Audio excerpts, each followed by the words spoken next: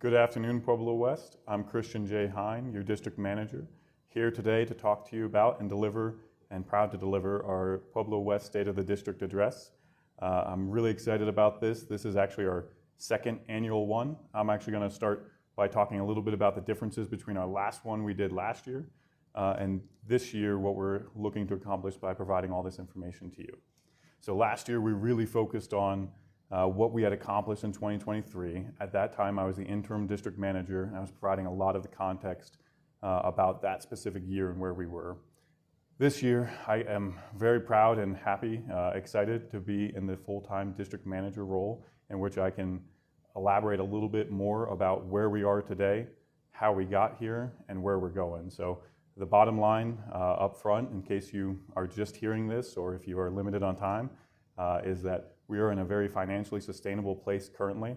We've made a lot of investments on where we are today and all the services that we provide. The last 5 years have produced a lot of challenges that have taken resilience and courage to be able to make decisions that help impact our future. And where we're going is a very exciting place that provides the next 5 years and a vision for 2030 that we're pretty proud to be able to share with you. So, talking about where we are today, we are, as I mentioned, in a financially sustainable place. We are a district that provides fire protection, emergency services, water, sewer, parks and recreation, and limited covenant enforcement as part of both of our service plan and our covenants or declaration of reservations. We are in that place where we feel we have met our financial sustainability and fiscal responsibility needs. We have done that across decades without any mill levy increase since 1991. And limited sales tax increases to be able to cover certain services within our service plan better. We actually passed in 2025 one of the largest budgets within Pueblo West at nearly $92 million. And it has a large focus on infrastructure and investing in the amenities that are part of our services, particularly with parks and recreation and the infrastructure needed to maintain our service lines and the infrastructure that's here today. One of the things that we're pretty proud of accomplishing for our 2025 goals is in 2024, we utilized zero-based budgeting to reduce our operating expenses about 17% to help make this a reality.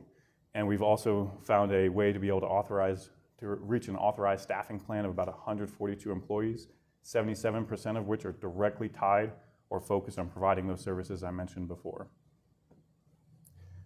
One of the things I'll talk about a little bit more in detail, but we did accomplish this year, was approving a new 5-year plan. So the 5-year 2025 strategic plan is live and available, and it talks about what our desired end states for 2030 are and how we're going to approach those operationally to accomplish them and make a better landscape for 2030 for our future generation. But I think it's important to talk about why it wasn't always like that. And so I actually joined the district at the end of 2020 as a public works director, coming out of a transition and a fellowship, and it was a very interesting landscape at that time. Within my first 3 months, I was told that we were likely going to run out of funding within the general fund by 2029, or about 9 years.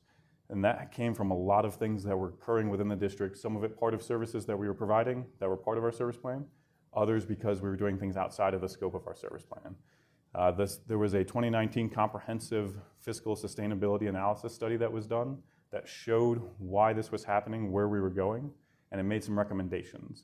Some of those solutions involved passing a 1% fire sales tax to be able to better provide those services we were expected as part of our service plan, and we appreciate the support that went into both planning, proposing, and then ultimately the community's support in approving that, which has led to at least 15 additional firefighters, a new fire station 2, and improved equipment and options for our fire protection services to be able to do. A second solution that was talked about at that time of the study was increasing the mill levy, and that would have been able to handle streets and roads, parks and rec, and limited administrative improvements for operations, and that was about 19 mills, or a increase of about 20% for a total property tax bill for what you would experience. That was something that was recommended, and it was really tied to the roads IGA and our expectation that we were going to be responsible for providing road maintenance. Luckily, there was an alternative path that was chosen, and we worked towards to be able to do that without having to experience that mill levy increase or proposing it for our residents, our community. And the last thing I'll talk about just as a solution before diving a little more into that transition is the recognition that our employees and our turnover rates were suffering and that we were farther away from our competitive market averages. And so a lot of times we were struggling to make sure that we kept people employed, we kept good talent employed, and we struggled making sure that we would retain the services and the people necessary to provide those services. So I'll dive a little bit into the transition for road maintenance. We hear a lot about it even today, questions that come up about why we made that transition, and even confusion about whether it was necessary or even the best option. A lot of what I experienced within my first year of Pueblo West as a public works director is recognizing that our streets and roads were tasked with essentially providing $8 million of services, with $1.5 million provided within HUTF, and only about $500,000 to $1 million more of general funding, meaning there was a significant gap in the amount of money we needed to be able to provide the services necessary to keep our roads properly maintained and improve them as needed. What we discovered is that there were clauses in that old IGA that dates all the way back to 1984, where there was a escape or transition back to who normally would provide it for Pueblo West, since it isn't part of our service plan, which would be Pueblo County. We started negotiations, and I believe they even started before I came on board, where we were looking for either additional revenue or what would that process look like to transition the roads back to Pueblo County. Ultimately, after analysis and work in collaboration, we were successful in recognizing that probably the best option would be to transition those roads back to Pueblo County to maintain, as they would likely be able to source better revenue points to be able to provide support for that service. However, that came with a 5-year clause. While we sent notice to terminate in 2022, technically and in actuality, if nothing else had changed, then Pueblo West would still be responsible for the roads today until the end of 2027. And we would still be facing those same challenges, and we would also be experiencing it across the district, because where we tried to put money towards streets and roads, what ended up happening is we were taking it from other services that we ought to be providing, such as Parks and Rec, and other services that would otherwise be lower priority simply because they weren't tied to public safety. What ended up happening in 2022 is, between both boards, staff, we talked about an opportunity for a 1% sales tax and accelerating that timeline 4 years ahead of schedule. And that is what happened. So instead of going for a 19 mil increase or waiting for 5 years to see that transition take place, we proposed on a ballot for 1% sales tax that did have a sunset date of 2032 after 10 years to be able to support that transition early, and that is what occurred and what was approved. So in 2023, Pueblo County took over those roads, and now we are seeing at least, or close to $5 million invested in the roads, as opposed to about the 2.5 we were able to do, which is a strong step and start in the right direction.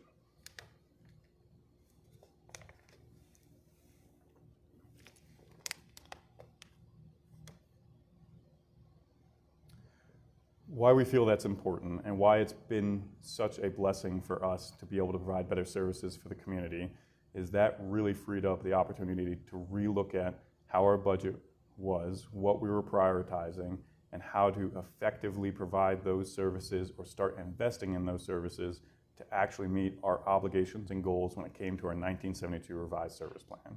We are now seeing that effect today by actually increasing the investment we have predominantly within our Parks and Rec department, and seeing the effects of the 1% sales tax for the fire department to help improve their capabilities of response time, and also reducing the hopes of insurance or the ISO rating for that community around that fire station within 5 miles.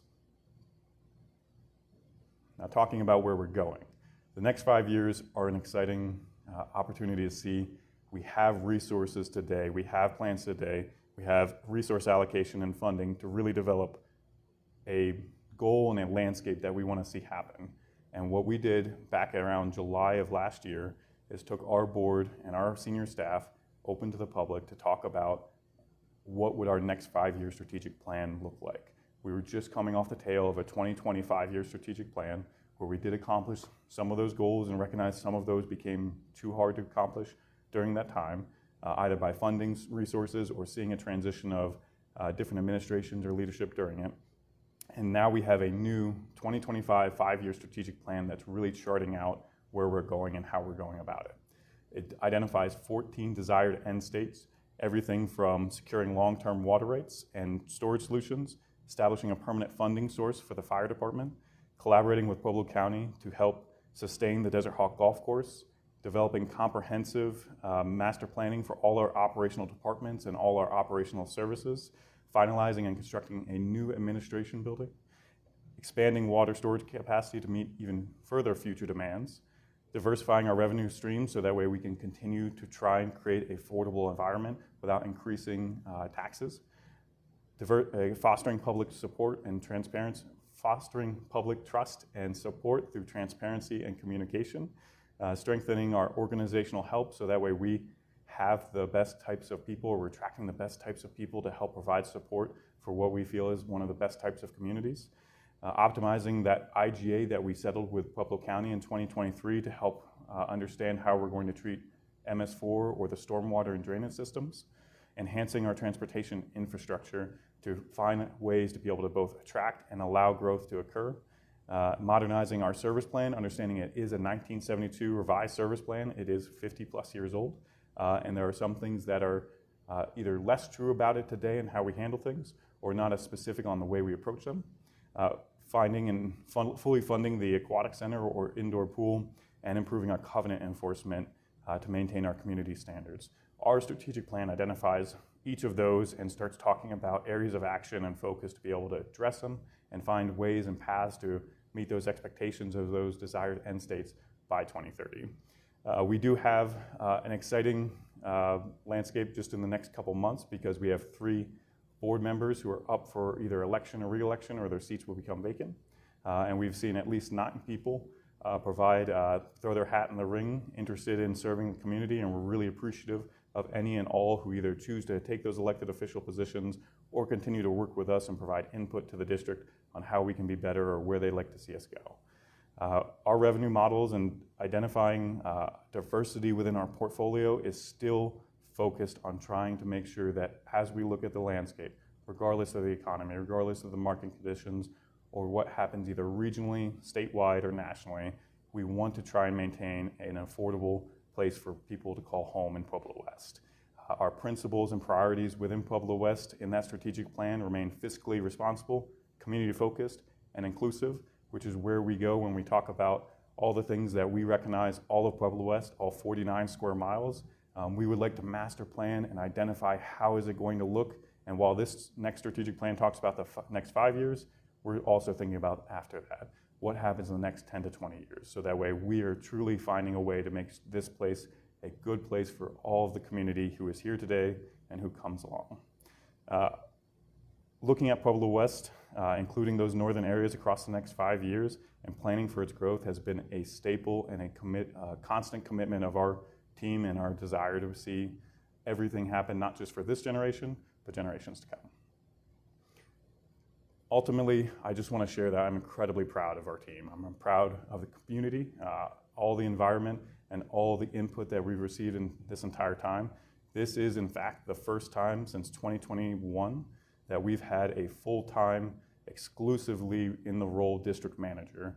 While we've had interim and even the chief administrator during that time, this has been an exciting time and an opportunity to take the mantle and hopefully run with it with the pleasure of the board and the support of the community, and seeing our staff and our organization thrive in a way that continues to support that community. Thank you for all of your time, this opportunity to deliver this State of the District address, and hear, hopefully to come, more feedback and input that you have. As always, we appreciate it, and we appreciate any time you take with us. Thank you. If you have any questions or feedback as we go along this journey together, please never hesitate to reach out, and we'll try to reach out to you as well, just to make sure we keep in touch. We'll keep you posted and hope you have a great rest of your day. Thank you.